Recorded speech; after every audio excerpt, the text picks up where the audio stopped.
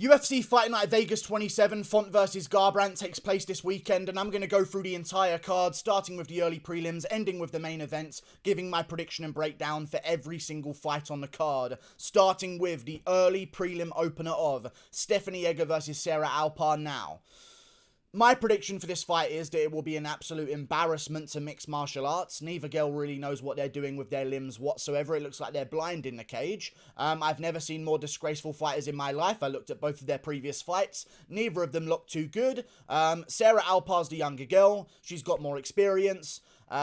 She's the underdog. I'll be taking Sarah Alpar here. There is literally no possible way of trying to break this down to understand who is going to win this fight. It's a complete coin flip. I'll take the underdog with more experience.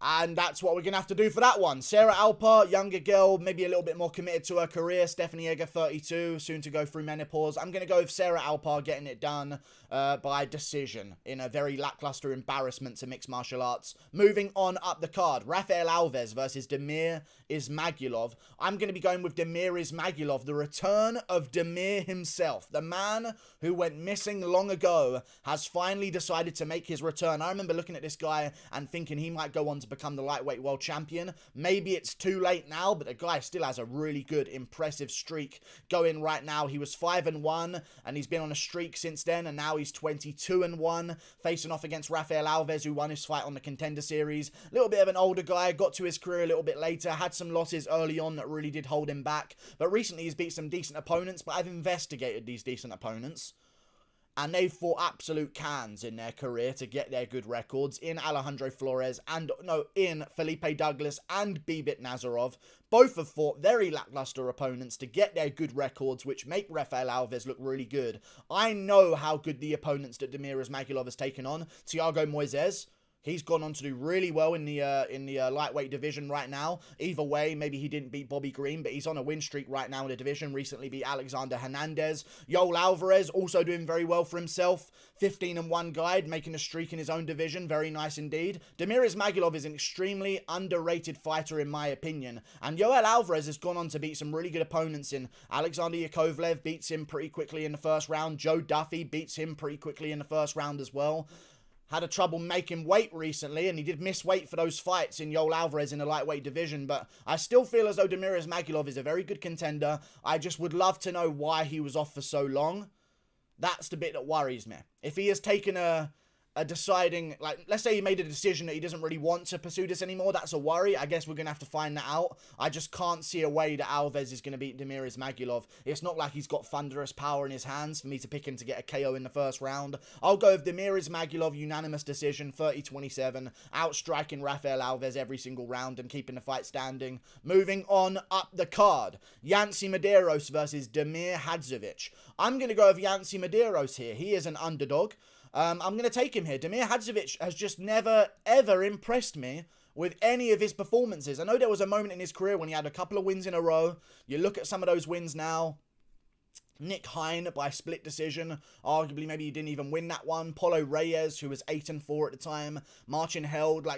These wins just aren't good UFC caliber wins. I have no idea how he even got his hands on this level of opponent early in his career, but either way, I'm going to be going against Damir Hadzovic. He's lost to Christos Giago recently, and that wasn't a good performance from him. Then he lost to Renato Moicano, and that really, really wasn't a good performance from him. He got put away so quickly.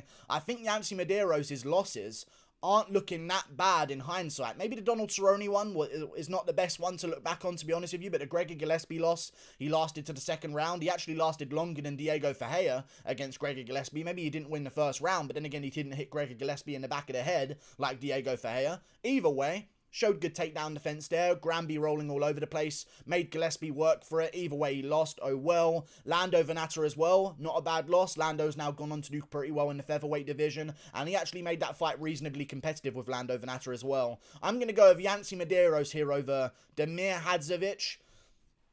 I reckon he wins by decision. I like his hands. He's got a reach advantage as well by far. I think a 5-inch reach advantage. I've just never really seen Damir Hadzovic do anything that impressive other than one time accidentally KOing his opponent with a knee as they fell into his leg. Yancy has some slick hands. I think I'm going to go with him, touching up Damir Hadzovic to a unanimous decision. Yancy Medieros gets it done. Moving on up the card, Joshua Culibao versus Yilan Shah. I'm going to go with Joshua Culibao. I think this is a very safe pick in my opinion. I reckon Joshua Culibao maybe got robbed against Jourdain. You know what I'm saying? Like, they made the argument for a 10-8 round. Like, 10-8 round, he didn't do that much to him in the third. You know what I mean? Like, Culibao dropped Jourdain, could have snuck the second, but I know some people gave the second round to Jourdain. People didn't call it a robbery because the idea of how the overall fight should have been scored was all over the place. People saw rounds different ways. But the majority of the judges made mistakes to give Jourdain a draw there. That's my opinion on the fight. Joshua Culibao arguably went out there and beat him, but maybe a draw. It could have gone either way. I'm not going to call it a robbery. Very close fight, but that just shows me what level Joshua Culibao is. I think he'll go out there and get this Yilan Shah guy out, because Yilan Shah beat a, what, 3-5 opponent? Yep, 3-5 opponent to get into the UFC. He lost to Rongju, who we've recently seen not have the best of debuts in the UFC, where he basically did nothing for 3 rounds because he was too scared. Rongju KO'd this guy in the first round. He's been finished before in his career a couple of times. Hasn't fought the best opponents. Absolute cans. I'm going to go with Joshua Culibao very safely here, and I think he'll actually get this one done by TKO as well. Moving on up the card, Victor Rodriguez versus Bruno Silva. I'm going with Bruno Silva. I think this is a very safe pick. I like the way Bruno Silva's looking under Henry Cejudo's tutelage. Maybe he'll go on to become a triple champ himself, who knows. Bruno Silva's been looking good, man. He had a really good performance against JP Buys. Hands look very nasty as well in that fight. I reckon he'll get a TKO. I think a TKO bet is actually a really good one to make, because Bruno Silva seems like he wants those TKOs now. He did not have to rush a finish against JP Buys, but he went for it after him. I like that. His career was on the line. Now he's got a chance to really start his career over again and get back some momentum. Rodriguez was up at the bantamweight division on short notice against Adrian Yanez to get his spot, so it's not really his division, but he still got KO'd pretty brutally by head kick, badly in his last fight. Didn't take too much time off. When was that KO? In October? He's taken a little bit of time off, I guess. He's taken a little bit of time off. I don't like the fact that he's coming off a KO in the first place, regardless of how much time he's taken off. Tried to sign a fight with Dennis Bondar. He has had a bit of a longer camp here, but Bruno Silva was prepared to have a fight anyway. I'm going to go with Bruno Silva in this one, getting the TKO finish over Victor Rodriguez. I think he's just too good with the hands, and he's just an overall much more well-rounded and better fighter. You look at losses to Victor Rodriguez, they're pretty bad and humiliating, where he gets finished in the first round or submitted here. With Bruno Silva's losses, he goes tooth and nail with Tagir Ulanbekov. Like, he makes it competitive against David Dvorak, who's also on this card, I believe. We'll get to him in a second. Either way, I like Bruno Silva. I think he's pretty underrated, and I'm going to give him the win here by TKO over Victor Rodriguez. Moving on up the card, Claudio Silva versus Court McGee. I was so tempted. I was so tempted to pick Court McGee. He's not big enough of an underdog, though. I'm going to go Claudio Silva. I just don't mind the underdog of Court McGee a lot of times. Like, I considered him in the Diego Lima fight as a dog. Like, he's just a nice underdog to pick sometimes. But one thing I will note is that fight with Carlos Condit was very damaging for Court McGee. He got dropped badly in that fight. He took a bit of damage in the later rounds as well. He had his nose shattered in that fight. That's huge to me. Claudio Silva, coming off loss to James Krause, took a couple of big shots here and there, but made it reasonably competitive, scored some takedowns for himself. Does look a little bit older, don't get me wrong, but like Court McGee looks a bit older himself as well, and hasn't had a real good win since like names such as, and I'm having to remember him here because I genuinely don't, Alex Garcia, Dominique Steele, Marcio Alejandre Jr., you know what I'm saying? Like, all of the rest of them are all losses for Court McGee. I'm going to be going with, I know he has that win over Whitaker. I'm going to ignore that moving forward with my predictions about Court McGee. I think coming off a broken nose, a bad broken nose, not just a little dent on the nose where it got pushed in a little bit. That nose was Arlovski'd all the way over to the side. I'm going to go with Claudio Silva here, winning this one by unanimous decision, 29-28 in a very close scrap. But I'll give it to Silva. I think he takes damage a little bit better than McGee does. And McGee's obviously, that nose being shattered. Everything's downhill once a fighter's nose gets bad like that. Moving on up the card, Ben Rothwell versus Chris Barnett. Right. This is crazy. This is weird because if you look at a picture of Chris Barnett, if I told you I'm predicting him to win by a wheel kick KO, you'd laugh in my face. But that's a reasonable prediction for this guy. I'm not going to pick him. I think short notice, being morbidly, horrifically obese and maybe needing limbs amputated in the future because of it. Being on short notice here in the heavyweight division against a guy like Ben Rothwell, who's known to push a bit of a good pace in that division as well, I think it's a little bit risky for me to pick him here, Chris Barnett. He has got some good wins, but some of those good wins have come by interesting fashion. He had a win in his last fight against an 0-0 opponent. Like, what am I supposed to do with that? Before that, 5-2 guy, Rashawn Jackson, took him to a split decision. Like, these are the red flags I'm looking for in his career. He does have other wins in his career where he got a TKO on a guy on the ground, but that was when the guy was beating him, had his back, but slipped off the top. As he got out on top, he landed some big shots, got the finish. I'm going to be going with Ben Rothwell, taking a bit of storm in the first round, getting the clinch, and starting to wear down Chris Barnett as this fight goes on. And I'll actually pick Ben Rothwell by late rounds TKO. I'll say round 2, end of round 2, ground and pound TKO for Ben Rothwell. I think Barnett's going to just gas out, going for something big in the first round. Maybe that happens, and he does get the big shot in the first round. I think it's going to backfire, and he's going to gas out and lose as this fight goes on. Ben Rothwell by TKO round 2. Moving on up the card, Ricardo Ramos versus Bill Algeo. I'm going with Bill Algeo, okay, and it's not very often I like an Algeo after his stunt that he pulled against Petr Yan. I like this Algeo though. He's very good. He has a bit of an underrated record, 14-5. You can look at that and think some things about him that you maybe shouldn't, because he actually is a decent fighter. Very good indeed. He showed up on short notice against Ricardo Lamas, and dare I say, if he had a full camp, he would have done enough to win those later rounds against Lamas, because Lamas barely got him in those later rounds. After the first round was pretty bad for Lamas. And that's because he slowed down. He took the fight on short notice. You give him a full camp, he goes out there against Spike Carlisle and does very well, arguably better than Billy Quarantillo against Spike Carlisle. I really like Bill Algeo here. I think I like his pace. I like his cardio. I don't like the finishing ability of Ricardo Ramos here. I don't think he will finish Bill Algeo, which tells me he's going to have to win a decision. You know? Bill Algeo's been finished once in his entire career. No, twice. In his second ever fight, and then against Shane Burgos in 2014. Has not been finished since against guys like Jared Gordon, Brendan Loughnane, Ricardo Lamas. I feel like I'm not going to pick Ricardo Ramos to finish him, and that tells me he's going to have to go the distance. I don't see him going the distance with a guy like Bill Algeo. We've seen Ramos slow down in fights before. He's arguably got some decisions he shouldn't have. He got KO'd in his last fight against Lerone Murphy, and it wasn't a good KO.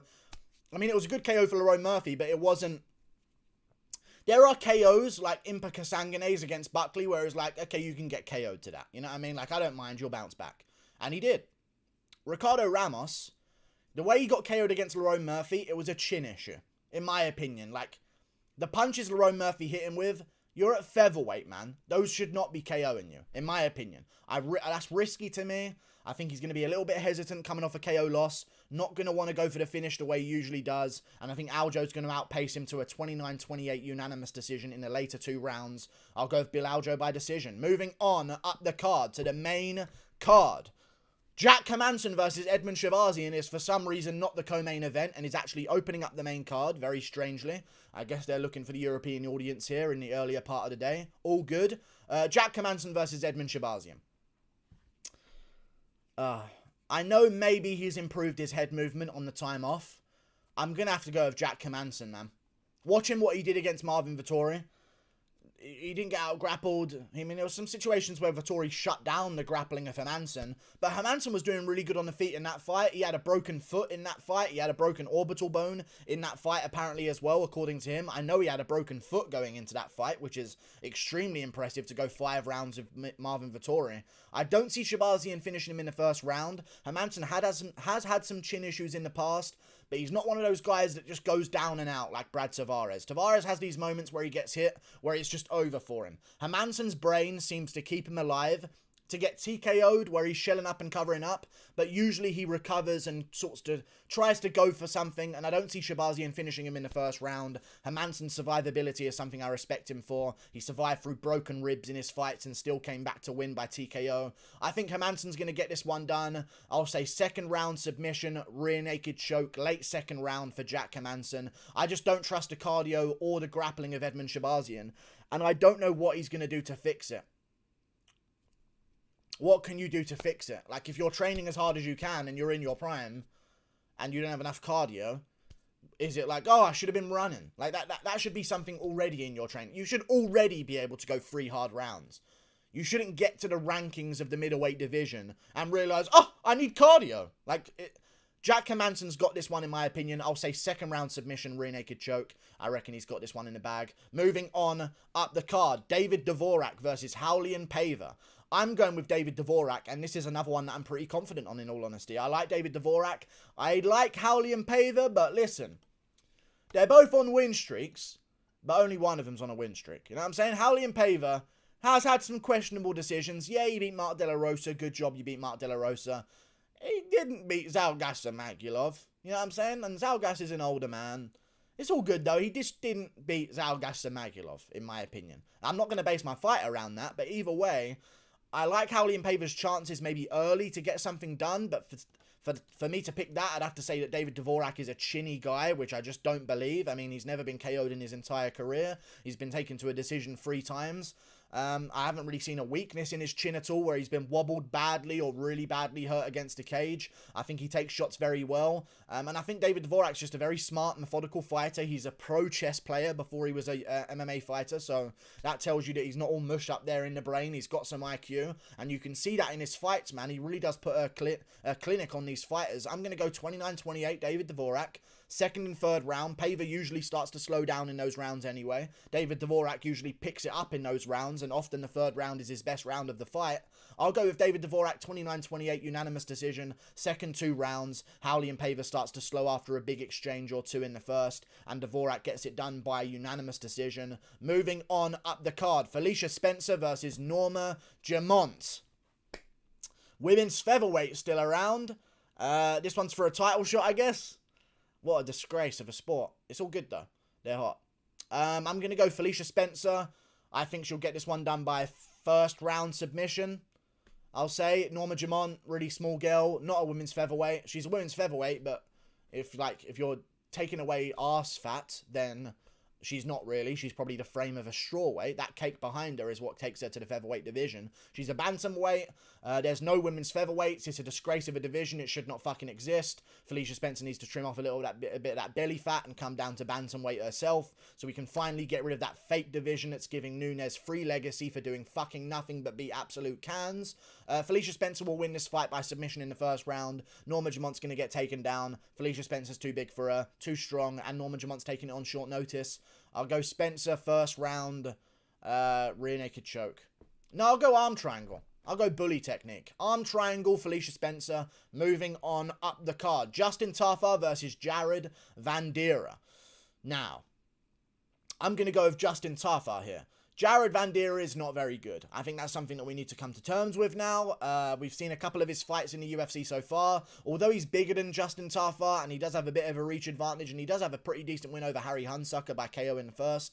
That Sergey Spivak fight, he just did not look good. It wasn't... Sergey Spivak did not shoot good takedowns on him. He just shot takedowns on him. And it was not like Vanderaa was outskilled. He just didn't know what to do. He did not know what to do. That was a problem to me. He didn't know what to do on the ground whatsoever. Tafa has that option to take it to the ground. Now, Jared Vanderaa is quite dangerous on the feet. Usually his TKOs come a little bit later on in the fight. I like Justin Tafa's cardio in his last fight with Carlos Felipe. I thought he actually could have won that fight against Carlos Felipe. And I think he probably will win this one against Jared Vanderaa. I like his calf kicks. I like his kicks that he's been using in general. He showed great body kicks against Carlos Felipe. I think that's going to affect how good Jared Vanderaa does as this fight goes on. The fact that Tafa is now starting to invest a little bit more. He got KO'd earlier in his career by Jorgen De Castro for loading up with big punches all the time. Got caught for it. Arguably should have beaten Carlos Felipe. Should be 5-1 right now. I'm going to pick him to beat Jared Vanderaa. I'll say by decision. I'll say first 2 rounds go to Tafa. 3rd round gets scrappy between him and Vanderaa. I'll say 29-28 decision, but this time the first 2 rounds. I'll say 30-27 decision for Justin Tafa. I still think he wins the 3rd. Good fight. I'm going with Tafa. Moving on to the co-main event. Xiaonan versus Carla Esparza. I'm going with Xiaonan. I like her. I think she's going to win. In all honesty, I think she's very technically good.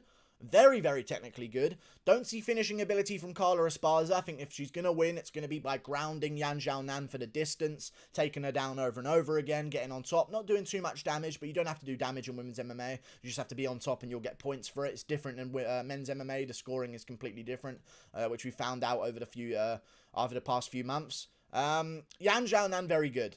Carla Esparza, very good. Very underrated in that division, definitely. I will be going with Xiaonan here. I think it is a very safe bet. She's shown great takedown defense in her previous fights. Claudia Gadelha tried desperately to get her down, and Xiaonan was having none of that. Other opponents have tried to desperately get her down, and she's been having none of that as well. She's just shown a good amount of takedown defense that looks solid and technical in her previous fights. And Carla Esparza, although being able to get fighters down, arguably shouldn't have won the Marina Rodriguez fight, but it was close, whatever. It's not a robbery. It was just a close decision. It could have gone either way. I think the Carla Esparzas are going to lose this one to Xiaonan. Xiaonan's just way more impressive technically to me on the feet, and if you're favouring damage in the judging, I think she's going to win this one based on the damage on the feet. Maybe Carla Esparza does get her down in rounds and stays on top. I just don't ever see the damage from Carla Esparza to get her the points for it. But as I said, women's MMA is judged differently, so this is a difficult one to predict. But I will go with Xiaonan. Good on the feet. Much bigger girl in stature-wise. Like, she's a much stronger girl, much more athletic girl for sure. I'm going to go Xiaonan by unanimous decision. 29-28. Last round, she loses to Esparza because she's been stuffing takedowns for the first two. But in those first two rounds, I think she'll get this one done by landing more damaging shots and just being a bit better on the feet before the takedowns happen. And even if the takedowns do happen, I reckon she can stuff them, try and get back up to her feet. And if she does go down, probably just some total strikes. I like Xiaonan. She looks very technical. I'll pick her to beat Carla Esparza. Moving on to the main event. Rob Font versus Cody Garbrandt. Now, I'm going with Rob Font. I've been back and forth on this for a very long time, but I respect Rob Font. I think he's very good. I don't think he'll beat the top guys at bantamweight. I really don't, and there's always a chance that Cody Garbrandt could go out there and land that big KO blow and change everything. Even if he is losing beforehand, he could go out there and get it done. I mean, Rafael Assunção has a good win over Rob Font, and Cody Garbrandt beat Assunção. I'd argue that Garbrandt beat a bit of a different version of Assunção, I think would be fair to say, in all honesty. A bit of an older Assunção. Got the KO though either way. Good job by Cody Garbrandt. Rob Font fought Assunção close to his prime. He has a good win over Sergio Pettis, which didn't look good at the time, but now that Sergio Pettis is a Bellator bantamweight champion, kind of does look really good in all honesty. Beat Thomas Almeida by TKO in the second round, quicker than Sean O'Malley. I know O'Malley decided not to in the first round, but either way, finished Douglas Silva de Andrade in the bantamweight division, which is something that Lerone Murphy could not finish in the featherweight division, even though he had a size advantage over Douglas Silva de Andrade. And I think that Rob Font's really underrated. Good win over Ricky Simone, which showed a big development in his takedown defense, which was a problem earlier in his career. He had been submitted by Pedro Munoz on the ground. Showed improvements in takedown defense against Ricky Simone and Marlon Moraes, who tried to take him down. Popped back up there. I see a stand-up fight between Rob Font, Cody Garbrandt. Both guys are very good. Rob Font's way more technical. I know Cody Garbrandt got a KO against Assunção and everyone said no love's back. No technique is still here though. You know what I mean? No love might be back. But no technique, no defense, that still exists. His hands are down. They're not coming back to his chin. I know I'm just a fucking guy sitting here and I shouldn't be really giving him tips, but like, Rob Font sees those openings with his hands. Those guys at fucking New England Cartel, they've got real dangerous hands. Real dangerous hands. I think Font's going to figure him out in the boxing range. If Garbrandt was more of a kicker, maybe I'd pick him to maybe have a chance against Rob Font. But Cody Garbrandt, not so much of a kicker. It's going to be a boxing match with both guys trying to land big shots. Rob Font's got a good chin. Garbrandt's chin is okay, but when he gets hit, it's different. The way that he reacts compared to others. I think his chin is actually decent. It's just he doesn't react the correct way upon being hit by a big shot, the way a Rob Font would by covering up and circling round. Garbrandt just goes into autism mode as soon as he gets hit with a big punch. I think Font's going to catch him, and I'll call a TKO at the end of the first round for Rob Font. I think he'll get this one done. You know what else is a huge advantage for him? Both guys stand-up guys. Both using boxing and no kicks really. It's going to be a boxing match. 100%. This will be a boxing match. Rob Font is way bigger than Cody Garbrandt. I know it says they're both 5'7". They're not both 5'7". It says that online. That just is not true. Cody Garbrandt is... They're not 5'8". They're not both... this is a fucking dumb sport. Billions. They're not the same height. Rob Font's about 5'10". I'm sick of this dumb fucking sport, man. I have to check weigh-ins and go over to here and there. Like, Rob Font is taller than Cody Garbrandt by a reasonable amount, and he's got a 6-inch reach advantage over Cody Garbrandt, which I think is ridiculous to have. And that is a true reach advantage that he does actually have, and you can see it in his fights. The guy's arms are ridiculously long for his size. That reach advantage in a boxing match, given to a guy like Rob Font against Cody Garbrandt, who isn't as technically sound, I'll go Rob Font by TKO in the second round. No. Late first round TKO for Rob. No. Rob Font wins the first round. Garbrandt is angry that he has lost the first round. So he comes out in the second round a little bit more aggressive to try and get the round back for himself. And that's when Font catches him. Round 2, TKO for Rob Font. Thank you for watching the video. Click that button up there. Like and subscribe. I'll see you later.